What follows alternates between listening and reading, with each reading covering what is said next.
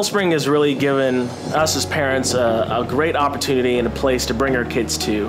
That they're not just babysitting them for an hour and a half. They're teaching them, they're engaging them, they're guiding them. A lot of the different tribe leaders for the boys are terrific to have these adult role models and these men that are, business leaders, are pillars in the community, love Jesus, are focused on, helping these boys, grab a hold of what Jesus has for them and lead lives that are pleasing to Him. It's just awesome to have those student leaders that we have. We didn't have to be the ones always not pushing, but bringing the Bible and Jesus to our kids. There was someone on the outside, because honestly, most of the kids will listen to other people before they listen to their parents, right? They're a part in Wellspring students by serving in the band and just helping out wherever needed. But they also serve a lot in kids' church. They come every morning early. When I come to the church with the band like at 7 in the morning, and they start preparing and being involved. But they really enjoy doing it. It's really given them a sense of purpose and a little bit of responsibility. I think one of the things too, I've seen both of their confidences just kind of rise as they've participated in the different ministries. They on their own have just taken a hold of ownership of what they're doing and being a part and feeling that they have value there, that other people see their value as well and that they're needed. And Wellspring's a very inviting, encouraging place for them to start belonging as they believe and as they start to learn more about Christ. And as parents, then we can just step back and just let God do what He's going to do and just see them take their own separate walks of faith. Being someone that was raised in church and took ownership at a very young age in ministry, in the church, in the people, and growing, and to see that Wellspring is very much in tune with that. They are focused on pouring into the youth, to see them not just go in and go out, but to take part, to be changed, to impact the lives of others, to be leaders in their community and leaders within their school. And they've afforded us that opportunity at Wellspring by the way that they structure and they run things. And they've allowed us as parents to jump in and be a part. This is our church, this is our family, these are our people, this is our community. We're in this thing together. We want your kids to be raised right as much as you want them to be raised right. So what can we do to help? And ultimately, how can they grow up to be the men and women of God that He's called them to be?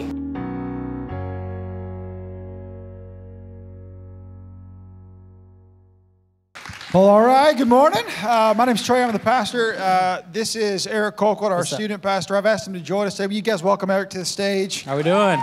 That's right. Whoop.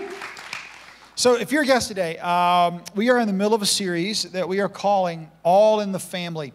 And it's essentially a series about our church's approach to partnering with families to push our kids toward a shared goal. We all want our kids to have the best life possible. And what we're talking about for the last few weeks and this week and next week is what we do as a church in an effort to partner with parents to make that happen. Last week, we focused extensively on what we do in our elementary age environments, birth through 5th grade. Today, we're going to pick up 6th grade through 12th, middle school, high school, which is why Eric's out here to talk to us about how we do that, how we partner with parents. So Eric, let's just jump right in. Tell me a little bit about what we do to partner with parents of teenagers. Well, thank you. I think I will. First of all, let's give it up for that student band. Weren't they awesome? It's so awesome to see students in the band. And how about Davis? Didn't he do a good job on the welcome? Yeah. Davis. That's right. And really, the first thing I wanted to say to you guys today is I'm a parent. Trey's a parent. Yep. Of students. Yes. Of teenagers. Yes. So we're there, and we understand what you're going through. And understanding teenagers has been something that parents have been trying to do since teenagers were a thing. So parenting teenagers can be a difficult thing, but we understand.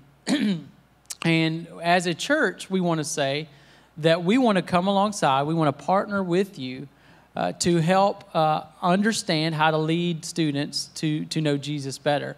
And what this means is we don't want to just sit on the sidelines and kind of judge from a distance. We really want to figure out ways to empathize with them, to figure out exactly what they're going through, and to learn to connect them more, which is one of the things that April talked about last week. Our family ministry goal is to help parents win. And so that's what we're going to talk about today as we continue our discussion. I love how we started this series off. I love the verse that we're framing this series around, and it's this verse right here. It says, "Start your children off on the way they should go, and even when they are old, they will not turn from it." It's such a good verse for us to think about how we point our kids, our students, towards Jesus. I love this part, on the way they should go. Trey talked about this 2 weeks ago, that this is not just a directional thing, it's a personal thing too. It's on the way they know. And as students are trying to figure out who Jesus is, they're trying to figure out who they are in Jesus. And so this is just an important principle.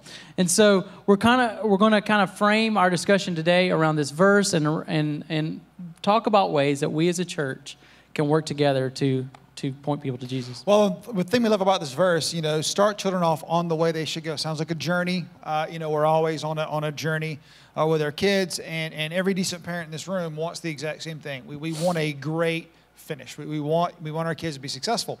And so whenever you're going to go on a trip, whenever you're going to go anywhere, you need to know where you're going. And last week, April kind of introduced this concept that we've adapted as a church that we call Map It.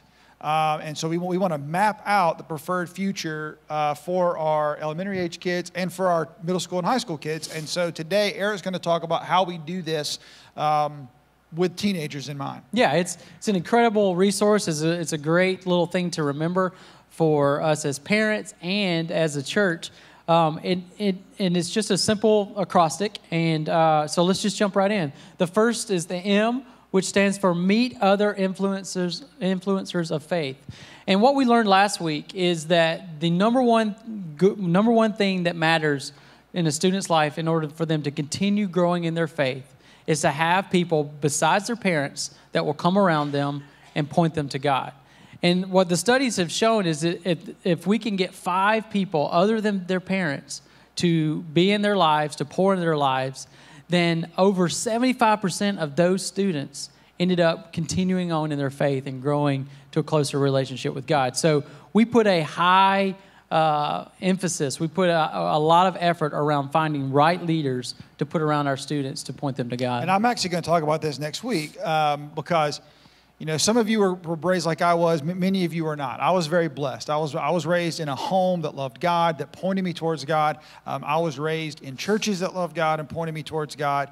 And I can tell you without a doubt that Wellspring doesn't exist without having other outside voices in my life, men and women in middle school and in high school, even in college, who weren't my parents, who weren't paid to be at church, who were just normal people, but who came alongside me at different points in my life and spoke into my life, and they're still heroes in my life to this day.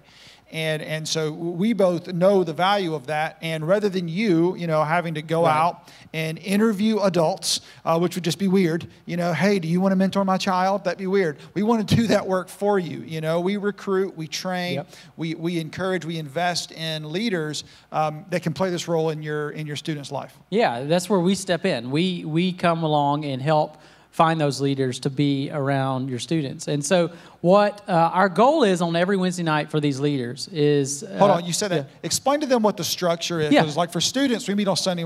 For elementary age kids, they meet on Sunday mornings. When do students meet? Wednesday nights from 6:30 to 8. And on most Wednesday nights, every Wednesday night but one, we do something called Tribe Night. On the other Wednesday night, it's called House Party, and it's basically like a worship event like we experienced this morning. So at Tribe Night, we have leaders, at least 2 adult leaders in every tribe that are made up of gender and grade. And so these leaders get in there, and their goal, their driving force is to help students make a connection, either with each other or with them as great leaders or with God. And so that's their focus on a Wednesday night. And it's not simply just to get through a curriculum that they have. It's to take what we're learning and help tie that to what students are experiencing in their daily life. And so we work to find the right leaders to put in place to help your students know God more, because we know that's so important. It helps them as they leave high school know that their faith is strong. And it's not just something coming from their parents. There's other people that have poured in with them. So that's the M. The next letter is the A, which is add shared experiences of warmth. Let me explain what this means. There's kind of two sides of this one as well. There's a church side and then there's a parent side. When students were asked, what kind of kept you connected to a church? What were the things that kept you connected? Number one was relationships, and number two was a sense of warmth. And that warmth is something that's kind of makes you feel good. It makes you feel connected. It makes you feel accepted. And so when students have those relationships there, that was the most important. It gives them, it opens the door for them to explore their faith. So first they have that sense of belonging, and then then they can explore their beliefs. And so we as a church place a high value on this as well, because this is the same for adults too. We believe in the ability to create a place where people can belong. Right. Hopefully you've experienced this on a Sunday morning, but we do it on Wednesday nights as well. We want it to be fun. We want it to be engaging. One of our core values as a church is that we say we invite people to belong before they believe. And that's not just a saying. That's a way of life. It's not unique to us. It's not original. We got it from Jesus. Jesus had a group of 12 followers who belonged to his group for 3 years. They hung out with him. When things got bad, they all abandoned him. They clearly didn't believe yet. But for 3 years, he allowed them to belong, to get to know them, and then eventually they believed. We believe the same thing. We believe God is so good. If we can just allow people to belong to God's group, eventually they're going to change their mind about God. And we see it over and over and over again. And that is a driving force for the way we create our student environments, is we really want them to feel like they can belong to our group, whether they believe in God or not, that they can belong to what we're doing and be a part of it. That's right. And so you can know as a as a church, we are committed to that. We're committed to providing this safe place for your students. But there's also a parent side on this as well. There's a role that we have as parents to provide warmth in our homes and our families as well. Studies show that when families have provide a sense of warmth for their kids, then the ability for them to pass on their faith and for their kids to continue to grow in their faith is just huge. You know, I'm sure for most of these parents of teenagers, like they're thinking, the number one word that describes my teenager is warm. Yeah, that's it. Warmth. 7th grade boy, warmth. Just warmth. Yes. Just bubbly, just effervescent. Yes. Just a ray of sunshine. Right. So how do we get that in our families? Yeah. Well, I'm glad you asked. Yeah. We have, so I've got some ideas up here for you. So these are some ways that you can add warmth to your family. One of the things that I've discovered in doing student ministry over the past few years is that when we get away and we go to a trip or to a conference or to camp, the amount of connection, the amount of warmth, the amount of acceptance that happens on those trips is through the roof. It's like 6 months worth of tribe night, all in one experience. And so that kind of gives us a clue as parents about what we can do with our families as well to add warmth. And so the first one is to plan getaways. Just, even if it's a night, just get away from the norm and create a shared experience with your family. And that means the world to them. That connects you in a way that you'll never know. So that's a way. Another thing that you can do to add warmth is attend Wellspring together. There's nothing like coming to church and worshiping God and hearing great teaching all together on a weekly basis. So attend Wellspring together. Another way is to serve together. A great way to provide warmth in your family to connect with each other is to serve together on a Sunday morning. And we kind of have a different philosophy about this as a church. I know this sounds like just like a commercial for us. Come to church together, yes. serve together. But I promise you it's not. You're busy, your kids are busy, and so one of the things we think we can do is provide a great space once a week for you to spend time together. And so that means we do our ministry a little differently than maybe you experienced growing up in church or other churches you know about. On Sunday mornings, our elementary age kids and below have their own separate environment on a Sunday morning. But for middle school and high school students, we are convinced that the best place for them is to be in this room on a Sunday morning with us, to be serving with us, and to beginning to learn what it means to just attend church and to be a part of a church and to share that with their family and to share that with their friends. Now, one of the reasons Eric and I are passionate about that is we both kind of cut our teeth in college ministry. That's where we were in college, we worked college ministry, and you could see from a mile away the difference in someone coming to college ministry or coming to church at all, and they had grown up in a church where everything was about them. And until they graduated high school, they had their own little room and their own silliness. And the guy probably had a goatee, and he probably yelled really loud, and he probably made them eat gross things. And we do that on Wednesday nights. But on Sunday mornings, you know, we want our kid, no offense to youth pastors with goatees, whatever, that's fine.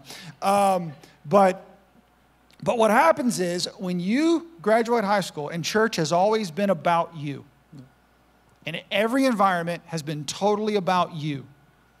You're going to go to college, look for a church, and try to find a church that's all about you, and you're not going to find it. And it's a super easy off-ramp to give up on faith.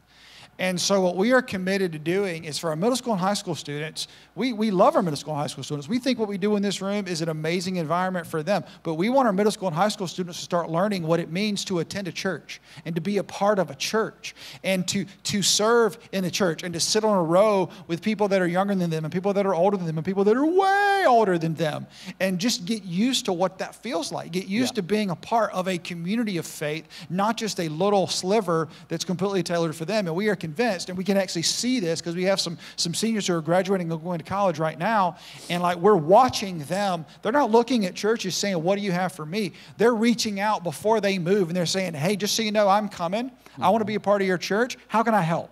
Yeah. How can I serve? How can I be a part of this? And what we both know is if that's the way they go and they find a place where they can actually participate and give back and serve, they are far more likely to stay in church in college. They're far more likely to stay in church after college, and they're far more likely to stay in love with Jesus. Yeah, so that's the win. That's the win for them to leave your home, go seek out a church and plug in and continue growing in their faith. So serving together is a great way that you can add warmth to your family. One other thing about serving, another experience that you can serve at is our Love Weekend times. That's a great way as a family to get out and serve the community together. That adds so much warmth. So that kind of leads us to our next letter, which is the P, which is prioritize time together. Right, and this is hard. I was just saying, you know, you're busy, your kids are busy, everybody's busy. The last thing you need to be hearing is you need to be doing more stuff. We totally understand that. That's why we want to make it super easy for you to prioritize time together. Again, like I said, Sunday mornings. We've kind of worked it out with the rest of humanity where not much goes on a Sunday morning before noon. You're welcome. We've been fighting that battle for 2,000 years. And even the NFL doesn't start till 1 o'clock. And so, you know, we try to keep so Sunday morning is a great place to do that. But there's many other times you can do that as well. So how do we help parents prioritize that time together? Yeah. So obviously, if you have a teenager, if you have somebody that's in middle school or high school, you've realized that the time you have with them is starting to shrink because the amount of time they're doing stuff on things away from their home has gone up tremendously, especially by the time they get into high school. So that's where we need to think about the importance of quality time versus quantity time because the amount of time you have with them has gone down a whole lot. And so as you think about quality time, you can think about that in two ways. You can think about spending spontaneous quality time with them and planned quality time with them. Let me give you an example of spontaneous. Maybe your son is home from practice and he's getting ready to have his second dinner or that's a thing, by the way. Late night snack. Oh, second dinner, second lunch, all of them. Yeah. They just eat a lot. And they do. You have boys. You definitely know that. I do. So use that time after practice as a moment that you can spend some quality time with your son. It doesn't feel like quality time for you, but it will for them. It'll matter for them. So just use that moment to spend with them. But there's also some planned time that you need to think through. We talked about having a getaway. That's a great planned activity for you to do. Also think about a family game night. You could do that maybe once a month. That's a great time to hang out with your teenager in just a fun environment. How do you keep it from ending in war? In war. Play fun games. My kids hate to lose. Just play fun games that don't mean anything. They're not familiar with the concept, Derek. I'm not either. I don't know why that even came out of my mouth. But no, if it doesn't work for your family, then try something else. Then another thing that you need to think about is spending time with your students now means you're spending time with their friends. So make that an okay thing in your household. Make your house a safe place for their friends to come and hang out. Maybe even consider inviting them when you go out to eat, or maybe a trip that you take. Make that an okay thing for them, because that allows some good quality time for you to hang out with your student. When I was growing up, my home was a safe place for friends to come and hang out. We played games at my house a lot. And to this day, when I go home to see my parents, I still have friends that will come over and just want to play cards or something. So make it a safe place for your home, and that's a great way to spend some quality time. A couple other quick things. Train your student to be an adult. They already want to be an adult anyway. Help them know what that means. That means like train them to cook, train them to wash clothes, train them to work on the car. Yeah, train them to wash clothes. No, not like a chore. Cut the grass. Like show them make the bed. What that's like. Clean the bathrooms. Yes, all those things. Don't make it a chore. Really help them understand how to do those things, because that's valuable stuff they'll need to know anyway. The last thing I would say is maybe you want to read a book together, or maybe you just want to find a hangout spot that's just for you guys. Find a coffee shop and just go hang out. Maybe it's one day a week. And that's another way that you can spend good quality time with your teens. We also have another resource that we talked about last week. It's the Parent Cue app. April mentioned this last week. It's a great resource. If you don't have it, go download it now. Do you want to talk about? No, it's fantastic because, like I said last week, you put in your child, their name, age, their grade, and then once a week, literally, this thing will cue you and give you prompts for what to talk to your students about. And it's a great thing to have, like, for example, for when they come in from practice late. One of the things, parents, we talk about prioritizing time together. You're just going to have to be okay with this because you did it. And it's all coming back around. That's the way life works. But what I found is the older a child gets, the more they become a student, the older they get, the later they want to begin a conversation. Like, the older they get, the later they want to start talking. Yeah. And dads, about 10 years ago, God gave us the greatest gift He's ever given dads. And that's called DVRs. Just pause. And so when it's 10 o'clock and your kid wants to talk, you can press pause on the show. It'll buffer. The Braves game will wait. Just put your phone down. You won't get any updates. And have that 5 to 10 minute, 20 minute, 2 hour, whatever conversation. And if you don't know what to talk about, that's where this app comes in, because it's telling you what your child's going through. What were you saying last week? Yeah. So this week, mine said to me, "Hey, you have a 12-year-old daughter. Remember, she needs some alone time. Give her some space." In other words, back off. Back off. It's okay if she wants to spend all day in her room. Right. It's okay. Yeah, there's nothing wrong. There's nothing wrong with that. But so it's just a good resource. Go check that out. And I'd also mention we created a parent resource wall out here in the kids' hallway. Go check that out. There's some great stuff for parents of teenagers as well. So those are all things that we can do to spend time, prioritizing spending time with our students. And that kind of leads us to our next letter, which is the I, which is identify what's unique.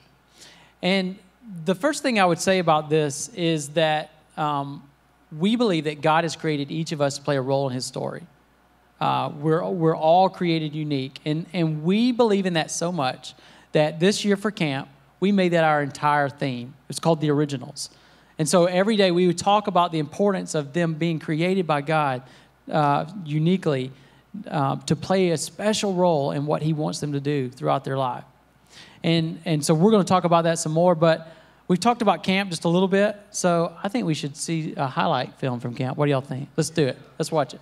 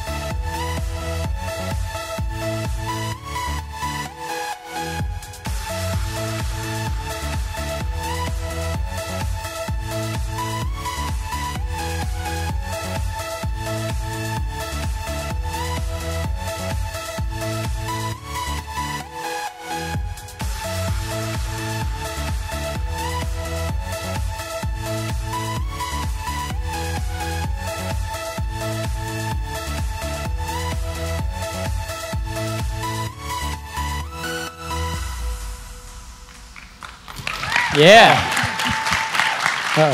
So yeah, so camp's fantastic. I highly recommend it.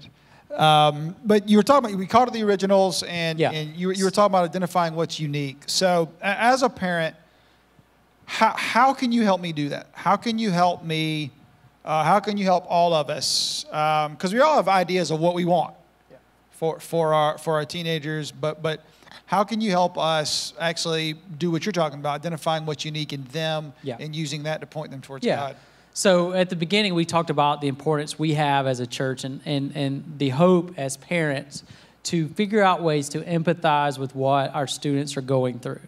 Not simply just to sit on the sideline and judge, but to really figure out what's going on with them.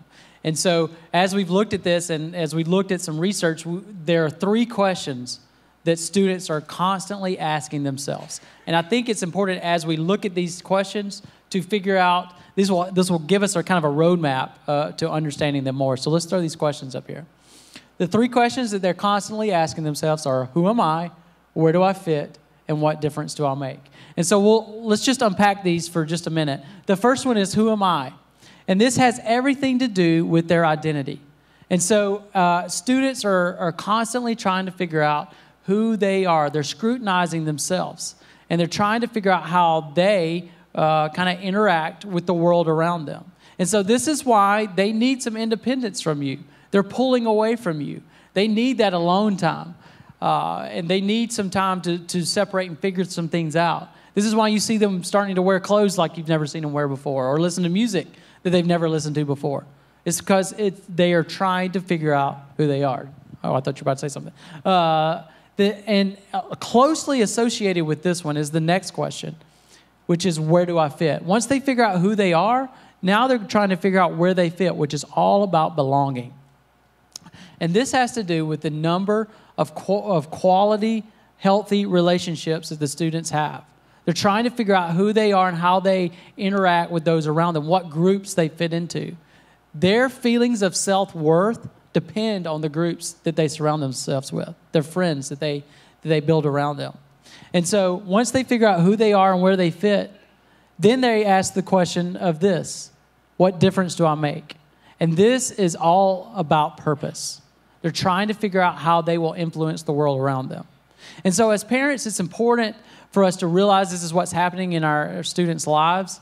And so as we realize that's one thing. But then what do we do with it? How do we continue to guide them? Well, the awesome thing is we believe that God has an answer for every single one of these questions.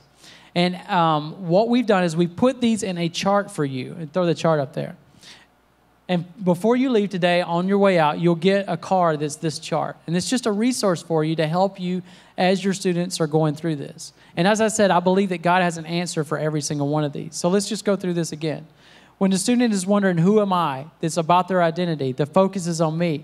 We believe that that question is answered by God's grace.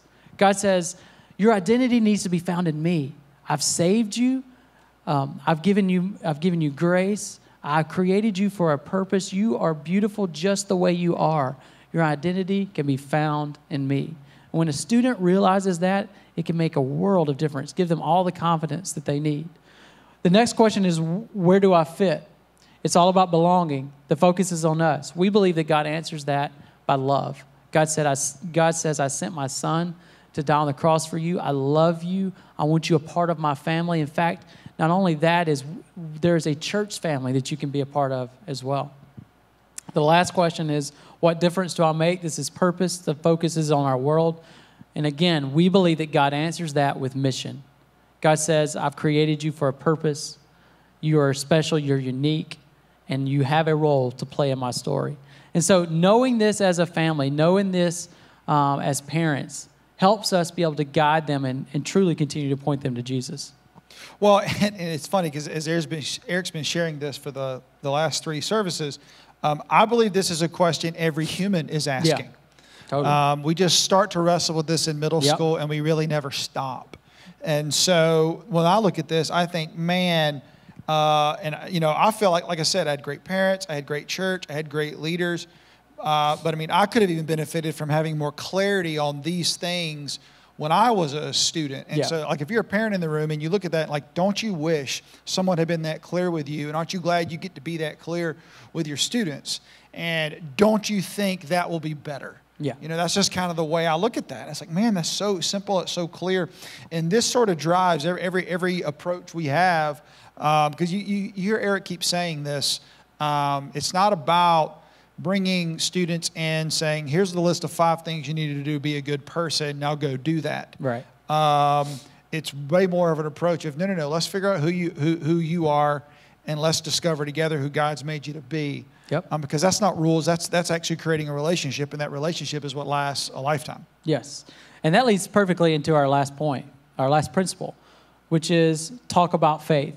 As parents, as the church, we've got to continually figure out ways to talk about faith, talk about things of God with our students. There's a verse in the Old Testament in Deuteronomy that I think helps us understand this even better, helps us understand the importance of this. Check this verse out. It says, talk about them, which is things of faith, when you're at home and when you're on the road and when you're going to bed and when you're getting up. What this verse is saying is that as parents, as a family, this should be a part of our lifestyle. We shouldn't simply slide talking about things of God just to one day of the week. This should be a constant conversation.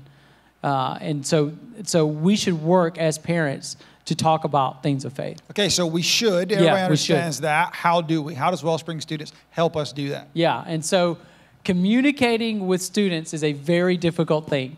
It's a very hard thing to overcome. Studies have shown that by the time someone's in 6th grade, only 47% of them report having positive communication with their family. That number drops to 22% by the time that they are a senior.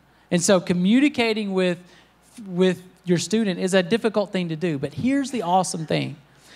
Like we've been talking about through this whole service, if you start them off well, if you put these principles into place, if you're doing these things on a consistent basis, then you can overcome some of those communication difficulties. If you're surrounding them with people that are pointing them to God beyond yourself, if you're creating that sense of warmth in your home, if you're prioritizing good quality time with them, then you can overcome some of these things.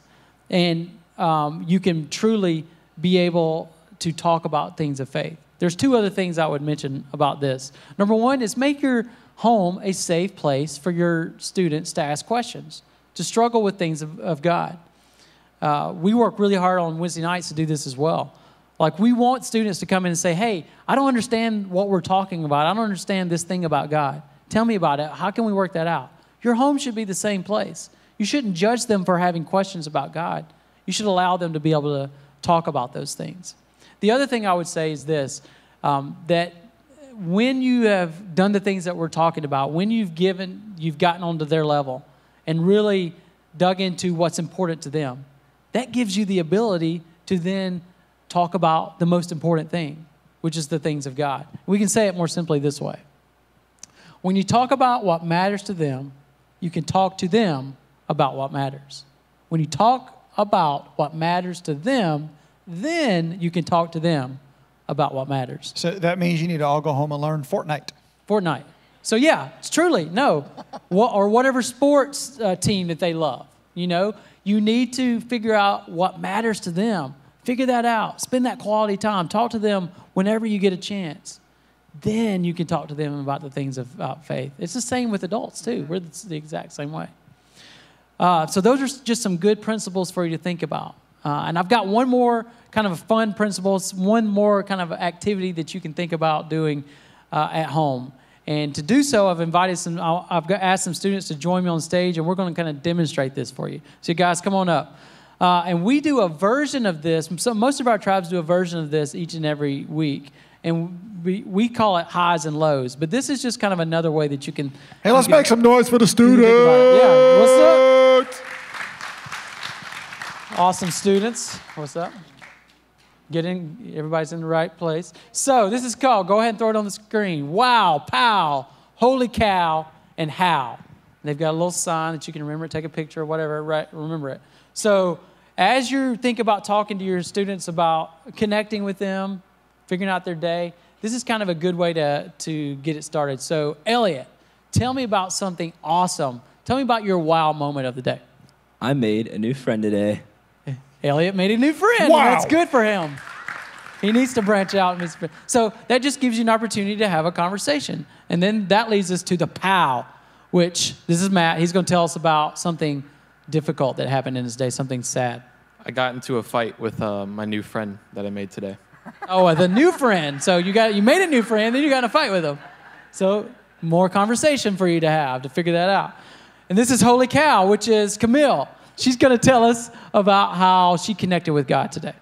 So I've been stressing out on what to major in college, but I prayed about it, and now I'm at peace with my decision. So God kind of helped her know give it up. That's a real thing too. So that's just another way you can talk to them. And then Davis is going to talk to us about how. And this is how they played a role, your student played a role in answering someone else's prayer. I had a small part in Large role. I had a small part in planning our student camp, and to see 14 people get baptized from it was pretty awesome. Very awesome. Yeah, and that's a real thing. So that's just a simple, fun way that you can talk to your kids, your students about faith. Give it up for these guys one more time. Thank you. Yeah. It's just fun to say. Yeah. Like if you sit down to dinner, it's like, all right, guys, it's time to play. Wow, pow, holy cow, how. So I thought we were going to have some like sound effects to it, but whatever. No, so it's fun.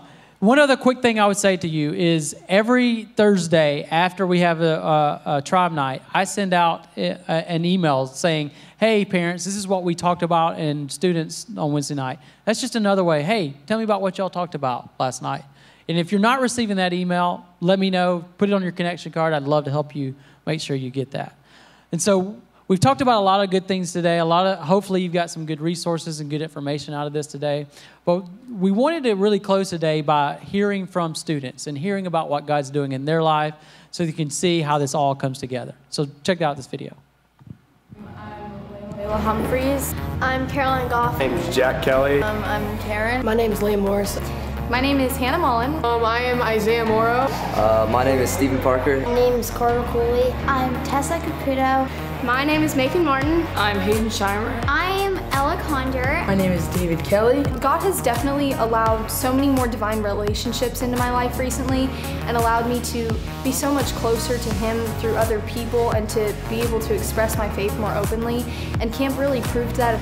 My life was changed at camp. At camp, my life changed a lot. God is changing my life in a way I never thought possible. I'm meeting new people, I'm having great experiences. Camp was amazing all around. My tribe, just so many great friendships, especially after camp. Especially at camp, a couple of my friends, like in our tribe, they have some stuff going on, and God's really helped us bond together. I got baptized about 3 or 4 months ago, and then I just went to student camp. I had a great time there, and I really felt God called me to be a leader. My tribe's pretty cool. We always get along, and we've really grown as a family, especially at camp. We've gotten so close together, and I really love them all. Like, we really love each other, even through the ups and downs. I love that we can all talk to each other. Blue tribe for the win. I like that we're open to each other.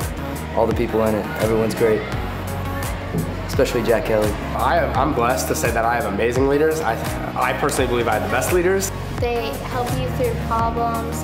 They're always there for you, and if you need to talk to them, you can talk to them, and if you ever need something, they're there for you.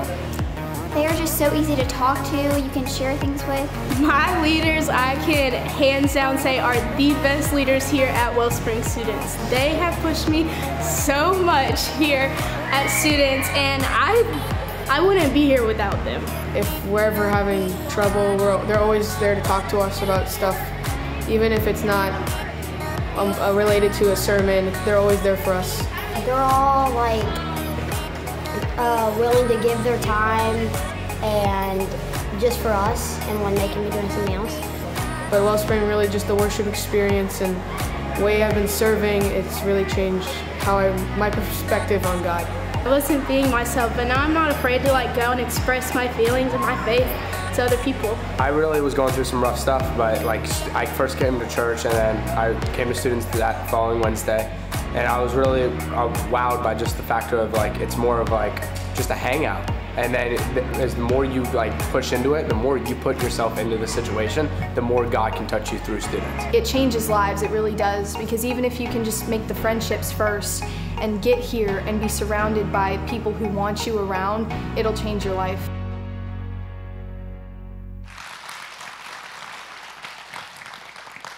I don't want you to miss what Hannah said there.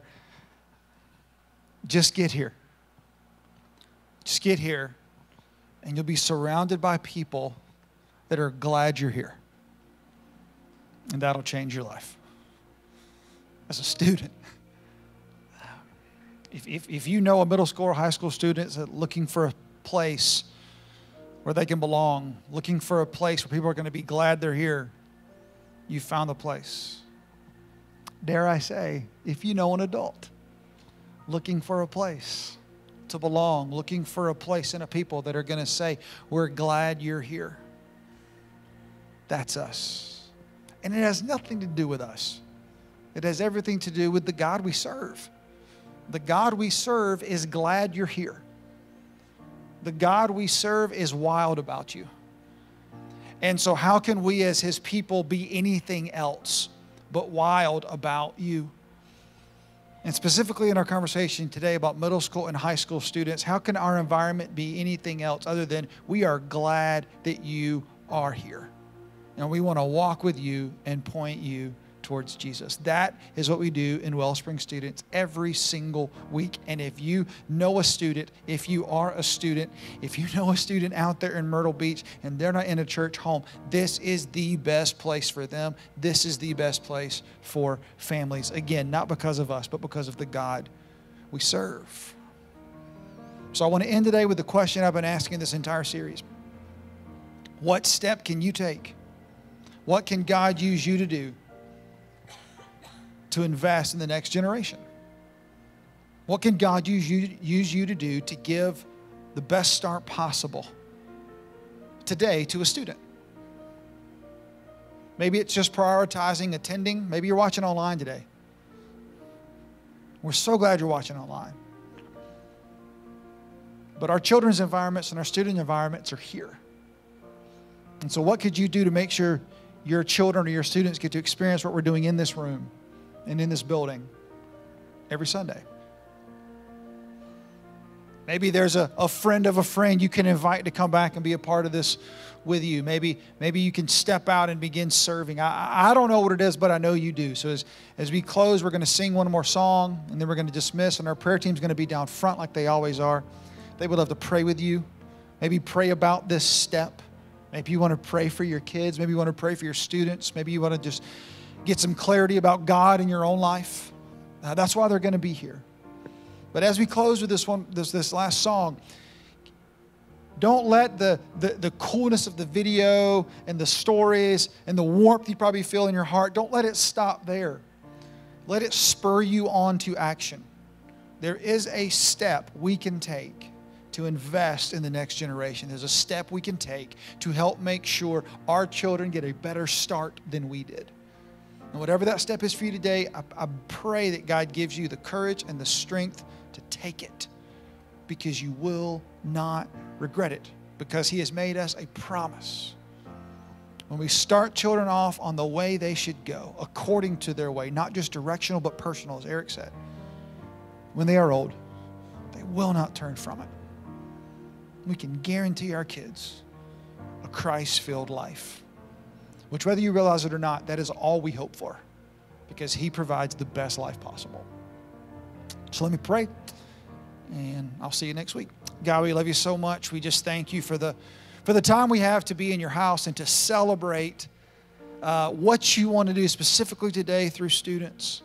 God, I thank you for what you are doing through our students. I thank you for how they serve in every area of our church and how they lead well and how they're doing such a great job. Father, we give you all the credit for that. And we're so thankful for it. I just pray that you will move in the hearts of every father and every mother and every aunt and every uncle today, so that we can do whatever it takes to make sure we are giving the children and the students in our lives the best shot possible at the best start possible, because that produces the best life possible. Lord, we love you.